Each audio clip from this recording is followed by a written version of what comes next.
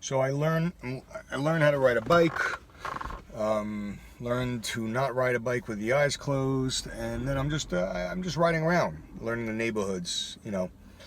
And I remember seeing I don't know how I rode, where I rode, but I saw a yellow school bus, and on the back of the school bus was the very kid that I knew at camp, which was the very kid that walked in third grade. And for whatever reason, I saw him. He was waving, and for whatever reason, I chased down the bus, following to where I guess near where he was living, and I somehow found the address of his house. And here's the fascinating thing, I guess, about that memory is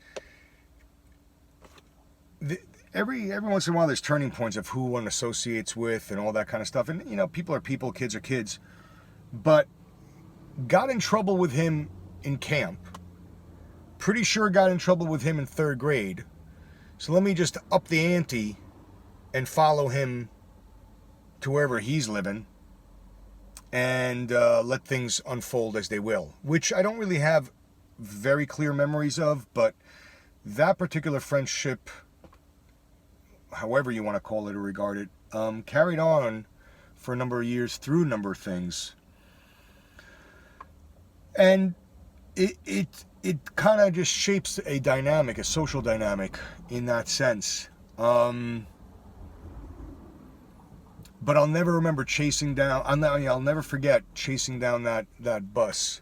He's behind it, waving, and I'm like, it was like one of those like little BMX bikes.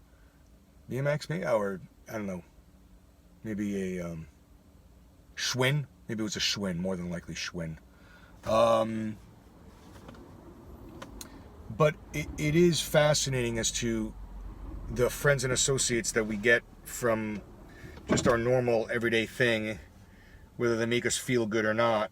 And the same goes for, I guess, parents picking friends, whether they feel good or not. And then sometimes friends are picked because they are an escape, because it's better than being anywhere else, I guess. And but it is the start of a cognitively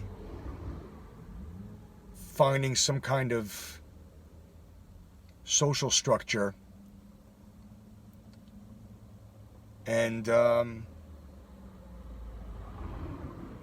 yeah, it's just interesting that will always remain as a memory. Is chasing this kid down as a singular point. If I didn't chase him down, I probably wouldn't be friends with him at that time, and things wouldn't have gone a certain way. But that could be done with everything. It's like, what is it? It's the sliding doors action of it.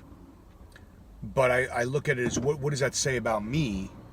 Where you get in trouble with a kid and you keep getting in trouble with that same kid. Why on earth? I mean, short of just, I guess, wanting to get in trouble, why would I want to hang out with that kid?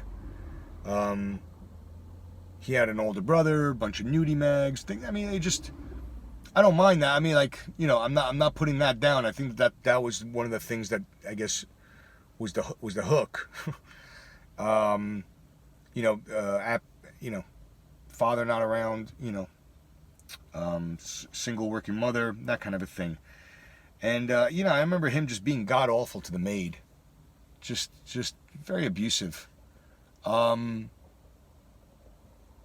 I remember like just finding that odd, but you go with it. You're like, oh, all right, just very accepting, I guess, as a kid, and then before you get cynical and jaded.